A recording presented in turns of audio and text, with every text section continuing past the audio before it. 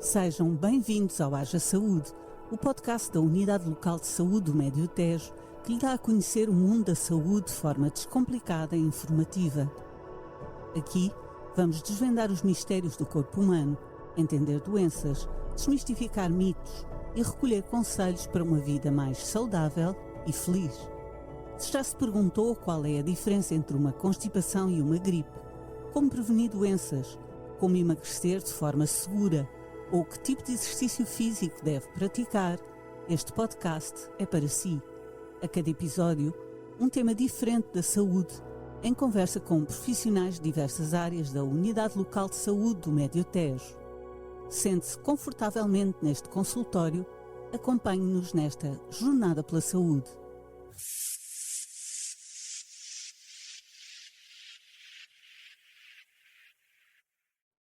Olá, eu sou a Filipa Melo e este é mais um episódio da segunda temporada do Haja Saúde, o primeiro podcast de literacia de saúde integralmente produzido no âmbito do SNS.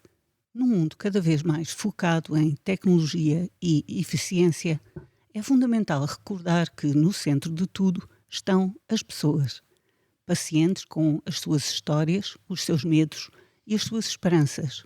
E profissionais de saúde que também precisam de apoio e reconhecimento. Desta vez, no podcast, falamos sobre humanização dos cuidados de saúde. Vamos explorar o que significa realmente humanizar os cuidados, porque é tão importante e como podemos juntos tornar o sistema de saúde mais empático, isto é, mais simpático e respeitoso, mantendo ou mesmo aumentando a sua eficácia. Para esta conversa, senta-se no consultório Ana Rita Sanches, médica especialista em medicina interna da Unidade Local de Saúde do Médio Tejo e também membro da Comissão de Humanização desta ULS. Seja muito bem-vinda, doutora. Olá, muito obrigada pelo convite. É um prazer tê-la aqui, obrigada por ter vindo. Para quem nos escuta, prepare-se para aprender e surpreender-se. Está aberto o consultório. Vamos lá. Haja saúde.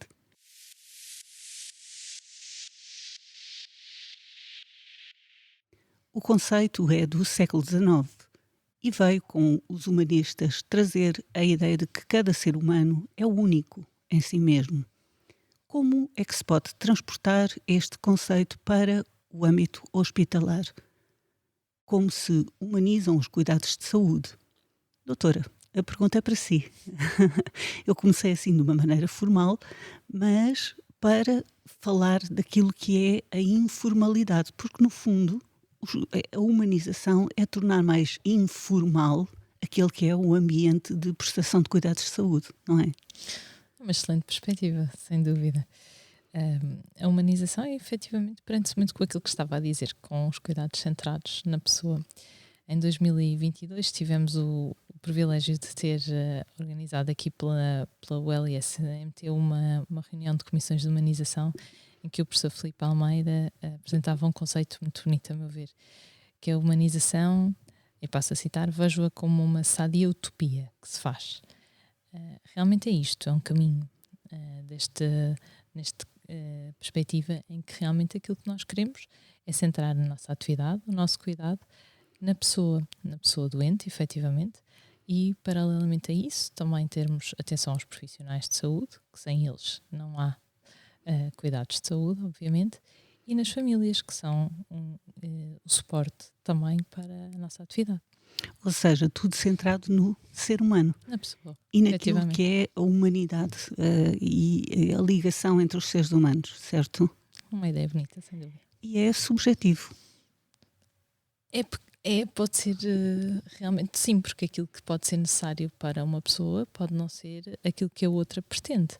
Portanto, efetivamente há aqui uma necessidade de nos tentarmos adaptar àquilo e tentar ir de encontro àquilo que cada um espera e daquilo que são as crenças, daquilo que é a história de cada um, porque isso obviamente vai ter implicação na sua forma de estar e no seu percurso de E na sua saúde necessidade, e da sua não é? doença, sem dúvida. Estamos a falar dos cuidados que não são os cuidados mais importantes, digamos assim, por exemplo, um doente que tem uma intervenção cirúrgica, estamos a falar do período que passa depois no hospital, em recuperação, e de todos aqueles à sua volta que podem proporcionar que esse tempo seja mais agradável ou menos desagradável. É isto, não é?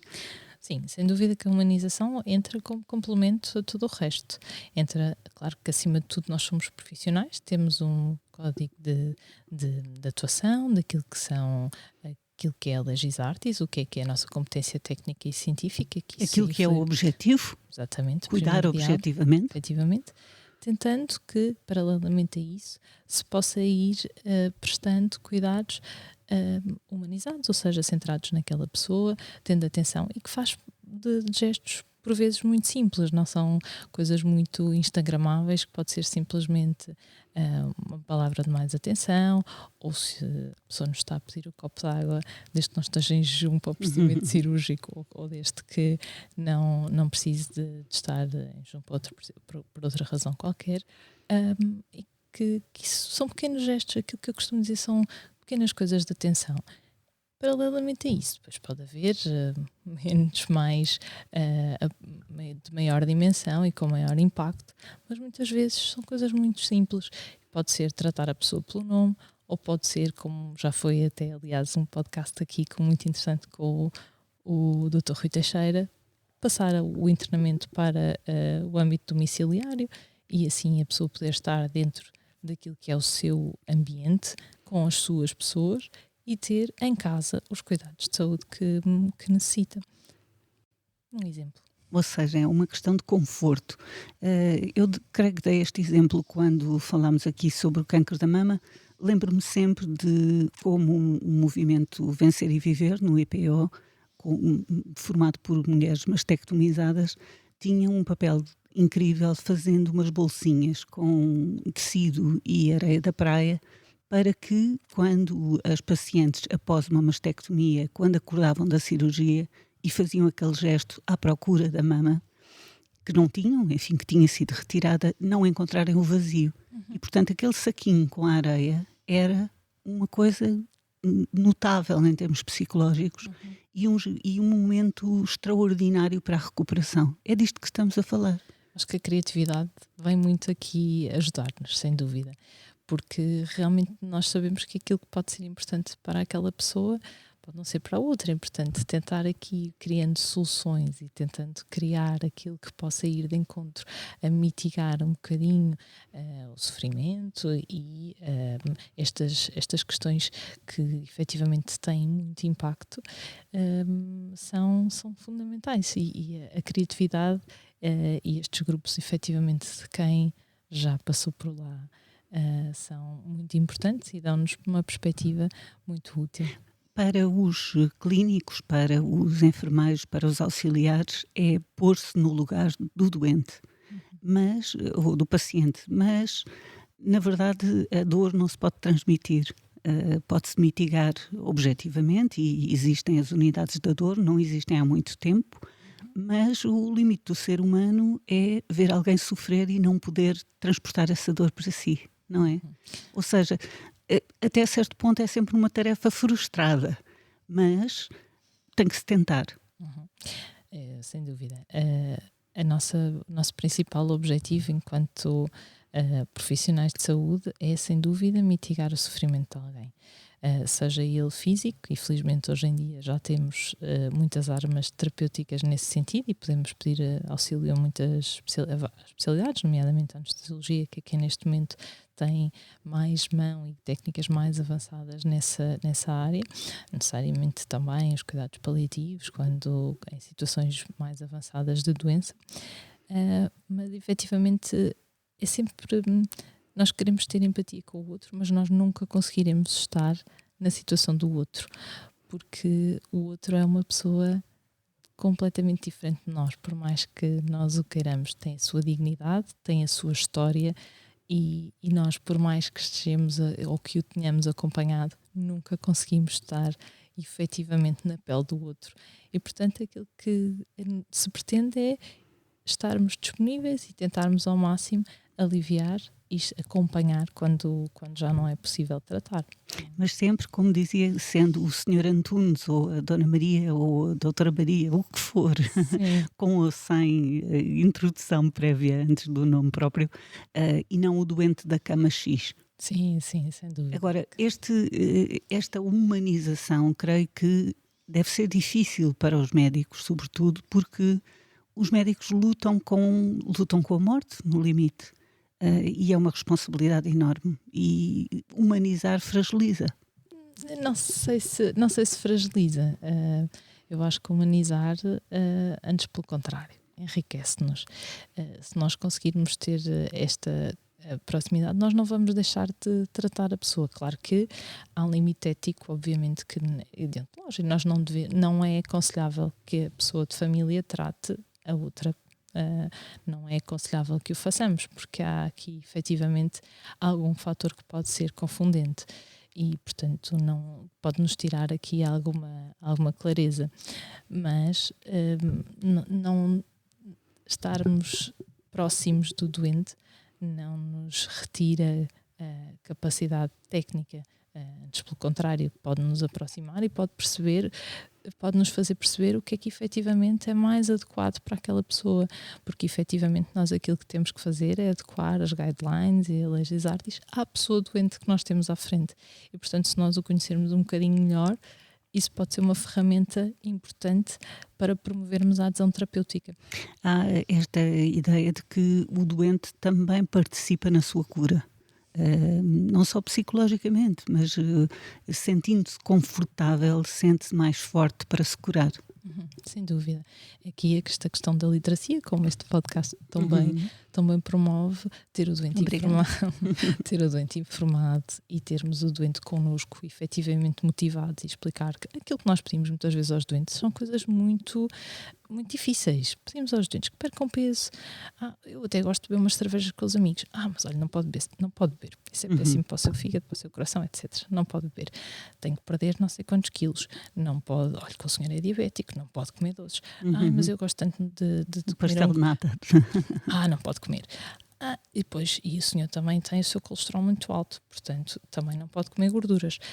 Para além disto, em cima de tudo, eu sei que o senhor gosta de estar no sofá, mas precisa mesmo é de mexer e caminhar 2 km por dia. Para além disso, são portadores de más notícias. Para além disso, obviamente, tem que deixar de fumar. Portanto, nós pedimos coisas muito difíceis aos doentes e muitas vezes de um dia para o outro, uma mudança de vida radical. E, portanto, temos que ir... para não os perdermos completamente. Temos que ir devagarinho. Temos que convém ir sendo aqui explicando também porque é que isso é necessidade. Não é uma questão meramente estética, mas é efetivamente para ganhar saúde. Vamos humanizar a Comissão de Humanização dizendo quem é que compõe. Muito não é, bem, doutora? Parece a Comissão existe desde quando? 2019? Em 2019 foi assinado um protocolo promovido pelo Ministério da Saúde, um compromisso para a humanização hospitalar, que foi assinado por mais de 40 instituições e depois disso foi criada em 2020, aqui ainda como Centro Hospitalar do Médio Tejo, a Comissão de Humanização Hospitalar. Essa primeira formulação acabou por não chegar a reunir, por ser em tempos Covid, e em 2021 foi reformulada, houve mudança de conselho de administração e desde essa altura que efetivamente tomou posse e entretanto ela é presidida antes de mais pelo professor Casimiro Ramos, o presidente do conselho de administração, depois pelo doutor Nuno Leitão, do jurídico, a doutora Marta Lopes, dos cuidados de saúde primários, a enfermeira Helena Chega, consulta, a doutora Natasha Martins, da qualidade, o engenheiro Henriques Marques, da informática, a doutora Sandra Paredes, da patologia clínica, a doutora Ana Cebola, do serviço social, a doutora Cláudia Santos, da gestão de doentes, e eu própria. Esta é a equipa de hoje da humanização.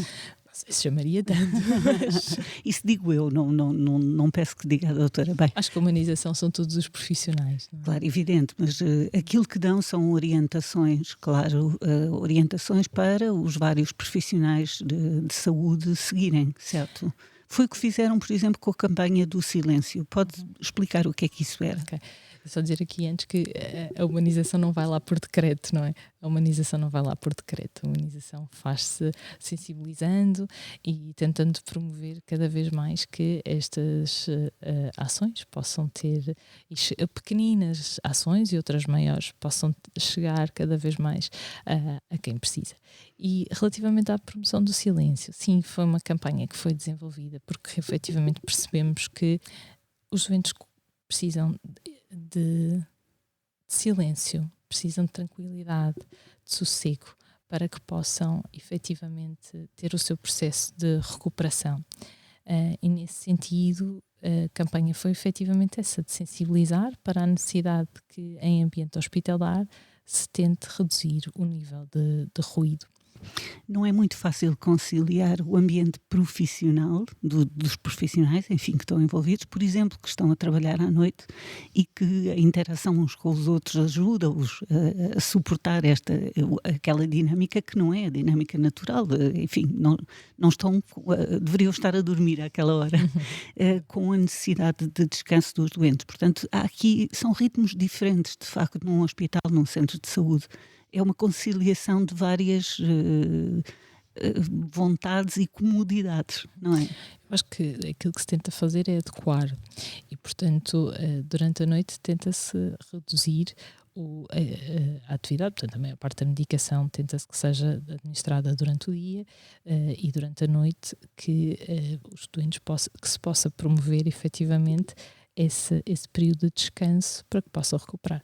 Os profissionais é adequar, porque efetivamente todos ganhamos se a noite for tranquilo. Quando se chega ao LIS Médio Tejo, e por exemplo aqui nós estamos no auditório do Hospital de Torres Novas, mas se fosse Natal ou Dia da Criança, enfim, quando as pessoas entram no hospital é um espanto.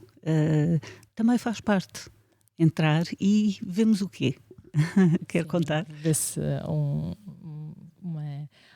toda uma decoração sempre lindíssima, cada ano vai superando o anterior e realmente temos muito a agradecer ao serviço de pediatria, com sacrifício pessoal de muitas horas pós-laborais. É a enfermeira Clara, certo? Sim, a enfermeira Clara Batista, que é a enfermeira-chefe da pediatria, que tem uma imaginação fantástica e cada ano vai superando, ou cada Natal vai superando o dia da criança e realmente torna este espaço extremamente acolhedor e que faz viajar quer nos filmes da Disney, como foi agora este ano, agora recentemente no dia da criança, quer outros motivos natalícios que são também fantásticos e lindos e que faz voltar a acreditar um bocadinho na magia da imaginação das crianças e que a enfermeira Clara consegue motivar toda a gente e fazer com que este seja um ambiente mais bonito ainda e mais humanizado. E mais confortável, no fundo, Sim, não é? Mais acolhedor. Também. Outra iniciativa é a consulta ao cuidador informal. Não é propriamente uma iniciativa da Comissão, certo? Mas faz parte deste envolvimento da família também, daqueles que cuidam dos pacientes. Porque é que é tão importante acompanhar os cuidadores? A consulta do cuidador informal funciona em Abrantes, muito ligada à consulta de neurologia, portanto, doentes com patologia neurológica, normalmente demência, já com algumas vezes em demência num estadio mais avançado, em que os cuidadores têm algum apoio pela parte quer da enfermagem, quer do serviço social, no sentido de poderem partilhar as suas histórias e poderem também receber alguma informação e estratégias de como lidar, porque efetivamente para pessoas que não têm informação na área é extremamente desgastante, muito difícil e realmente aquilo que tem sido o feedback tem sido muito positivo para que sentindo as pessoas muito acompanhadas neste processo em que infelizmente sabemos que a evolução será sempre de perda. Há, por exemplo, o testemunho de uma cuidadora que diz: deixei de me sentir sozinha a cuidar do meu marido, ajudaram-me a perceber melhor a doença. É isto, as pessoas sentem-se mais acompanhadas, mais... Esta perda de capacidade que os doentes apresentam é difícil, e para quem não tem efetivamente formação nesta área, que as famílias dificilmente terão, não é? Acaba por ser um acompanhamento, e realmente as pessoas, aquilo que dizem é isso, é que se sentem acompanhadas, são-lhes dadas estratégias de como poderem tentar lidar um bocadinho melhor e tentar fazer com que não possa não ser tão pesado. Vamos fazer agora uma pequena pausa. Vamos ouvir a Diana Ralha com as informações úteis desta emissão. Voltamos em seguida. Até já.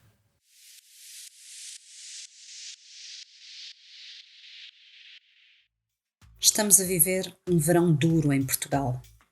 Já vamos quase com um mês seguido de incêndios e das temperaturas muito elevadas em todo o país. E todos sentimos esse peso. O calor não dá tréguas, o ar está carregado de fumo em várias regiões e noites sem descanso. Mas é importante sublinhar, não é apenas um incómodo, é um risco real para a saúde. As ondas de calor matam e fragilizam. Afetam sobretudo as crianças, os idosos e as pessoas com doenças crónicas, mas pensemos também em quem trabalha ao ar livre, seja agricultores, trabalhadores da construção civil, forças de proteção, bombeiros, todos aqueles que trabalham no setor do turismo. São pessoas que estão expostas muitas horas por dia ao sol e ao calor extremo. E até quem está de férias pode ser apanhado de surpresa por um golpe de calor. O que podemos fazer? Pequenos gestos que fazem toda a diferença. Beber água várias vezes ao dia, mesmo que sem sede. A hidratação é fundamental. E depois evitar esforços físicos nas horas de maior calor. Usar sempre roupa fresca, o chapéu e o protetor solar é imprescindível. Procurar locais com sombra ou mesmo climatizados, com ar-condicionado. E cuidar uns dos outros. Estar atento aos nossos familiares e estar atento também aos vizinhos, que sabemos que são mais frágeis. E com tantos incêndios no país, há mais um perigo: o fumo e o ar poluído. Se estivermos numa zona afetada, devemos fechar as portas e janelas, evitar sair de casa e, se o tivermos de fazer, usar máscara ou um pano úmido para filtrar o ar. O fumo pode provocar tosse, irritação nos olhos, falta de ar e cansaço extremo, sinais que nunca devemos ignorar e que exigem procurar ajuda médica. Depois de tantos dias de calor e de incêndios, é fácil cair na ideia de que já nos habituamos. Mas não podemos nunca baixar a guarda. O calor extremo e o fumo matam silenciosamente. Então vamos proteger-nos e proteger aqueles que estão ao nosso lado. É um gesto simples e que pode salvar vidas.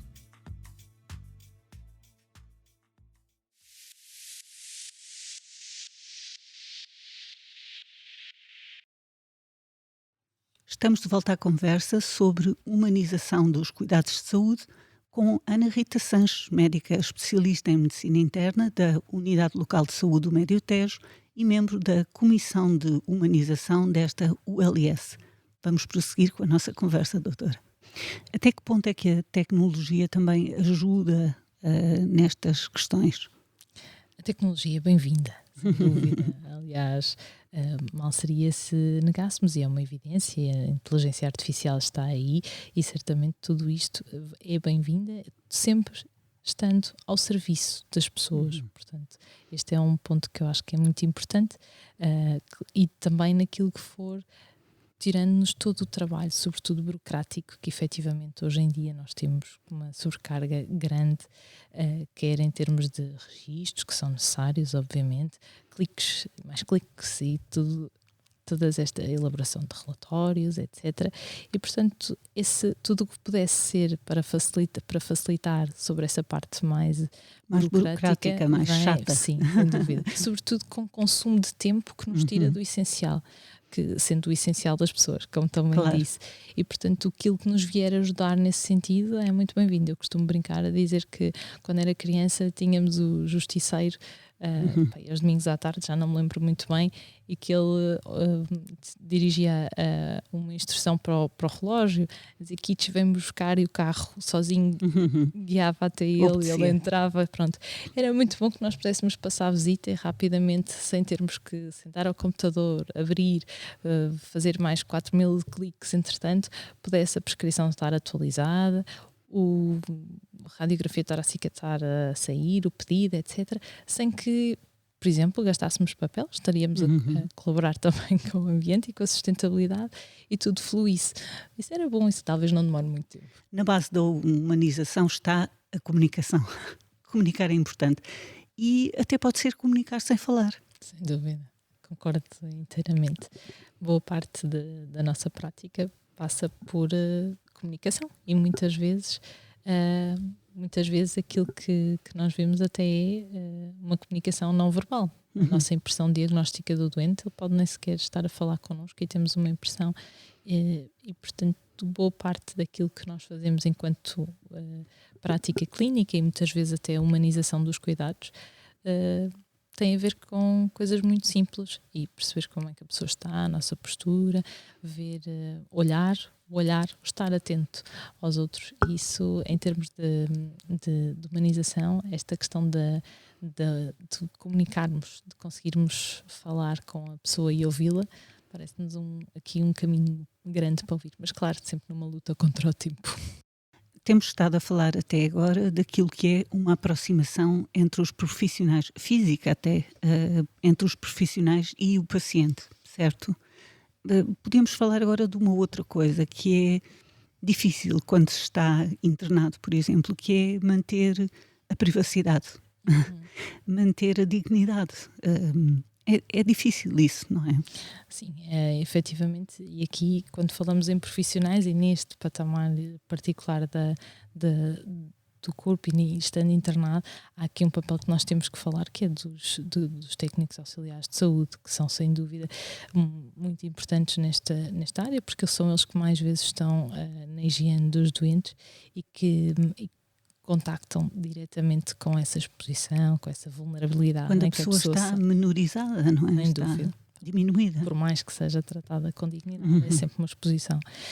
E é muito curioso que no livro do professor Daniel Sampaio, em que ele, que se chama Relato de um Sobrevivente, em que ele fala precisamente da sua experiência enquanto esteve internado com Covid grave, fala sobre, em particular sobre os auxiliares, e aplica várias vezes o termo ternura, e às vezes estamos menos atentos a estes profissionais, e eles são tão importantes em particular nesta questão da privacidade. Passando para o outro lado, para o lado dos profissionais, sabemos que é uma das profissões, enfim, as profissões de saúde, de prestação de cuidados de saúde, são profissões de muito desgaste, grande exaustão profissional. E, nesse ponto, a humanização pode ser uma fonte de gratificação, por exemplo. Qual é o papel que pode ter face a este desgaste inevitável que os profissionais têm neste ambiente? Eu acho que aí quem tem vindo a desenvolver e quem está muito também motivado para esse tema é o nosso serviço de saúde ocupacional, nomeadamente os nossos médicos e enfermeiros que estão ligados ao serviço de saúde ocupacional e que têm também, penso que têm vários projetos que estão a tentar desenvolver. Quando foi a altura de Covid, inclusivamente o serviço de psiquiatria teve uma consulta aberta a profissionais, mas acredito que haja sempre aqui um bocadinho de receio da exposição, e que muitas vezes as pessoas acabam por ter algum pudor em falar sobre as suas fragilidades e sobre os seus momentos menos bons. Mas efetivamente o burnout entre profissionais de saúde é uma realidade e à qual temos que estar muito atentos, sem dúvida. A preparação para o contacto com a morte, como é? A morte é uma inevitabilidade. Nós temos eu acho que quem trabalha na área da saúde tem que ter isso como ponto assente. Nós sabemos que vamos morrer, e o ideal é que isso seja daqui a muitos anos. Toda a gente deseja uma morte a dormir, sem sofrer, não é? Penso que é aquilo que seria a utopia, mais uma vez falando na questão da utopia. Agora, efetivamente, a morte está no nosso dia-a-dia. Esperemos, claro que há serviços que, por início de funções, nomeadamente a pediatria, é sempre um choque terrível quando alguma criança morre. mas efetivamente a preparação não é vista como um sucesso, não é? A morte é quase... Pois, num contexto de cuidados de saúde, corresponde a falhar. Não, se for metaforicamente, quer dizer, quanto mais não seja subliminarmente, corresponde a falhar aquilo que é a missão, que é trazer vida e trazer saúde. Mas conseguir que a morte ocorra de uma forma tranquila, com famílias serenas, quando sabemos que efetivamente não podemos combater mais e que já chegámos ao limite, e nomeadamente os cuidados paliativos fazem-no de uma forma muitíssimo bem, acaba por ser uma vitória, porque aquilo que se pretende é que esta passagem seja serena e que a pessoa possa estar sem dor, tranquila, e a família também serena para se poder despedir do seu querido. O seu ente querido. O que é que o próprio doente pode fazer para participar nesta onda de humanização? O doente tem muito a seu cargo, digamos assim. Eu acho que uma das coisas mais importantes é cada vez mais a pessoa... Nós notamos que o doente chega até nós já muito informado, nem sempre muito bem informado, porque o Dr. Google, o ChatGPT, o Gemini podem não ser as fontes mais credíveis, mas já vem muito informado e, portanto, muitas vezes aquilo que é importante é que o doente confie em nós, confie naquilo que os profissionais têm para lhe dizer, porque efetivamente estamos para ajudar, nós estamos para complicar. Bem, tal como este podcast, eu creio que o que se pretende com esta comissão e com esta nova, quer dizer, com esta postura de humanização, é aproximarmos-nos das pessoas, certo? Trazer a saúde mais próximo das pessoas, não só de uma forma física, mas também até de uma forma filosófica, de uma forma e com carinho até. Doutora, muito obrigada por ter estado connosco. Obrigada eu. Muito obrigada. Tenha sido útil. Foi com certeza. Foi a conversa sobre humanização com Ana Rita Sanches, médica especialista em medicina interna da Unidade Local de Saúde do Médio Tejo. Muito obrigada por ter estado connosco no Haja Saúde. Voltamos daqui a 15 dias, neste consultório que lhe diz tudo, mesmo tudo sobre saúde, pela sua saúde, para que haja saúde. Fique bem.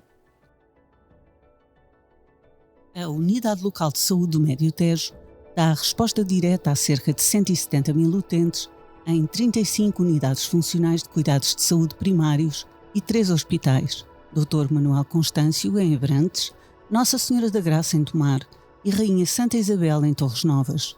Iniciou atividade em janeiro de 2024, a partir de uma reestruturação do modelo organizativo do SNS, para mais e melhores cuidados e uma relação mais próxima com a comunidade dos concelhos de Abrantes, Alcanena, Constância, Entroncamento, Ferreira do Zézer, Mação, Sardual, Tomar, Torres Novas, Vila Nova da Barquinha e Vila de Rei. Obrigada por estar connosco neste podcast. Subscreva-o e marque-o na agenda. Siga-nos nas redes sociais. Estamos juntos para cuidar de si e dos seus. Haja saúde.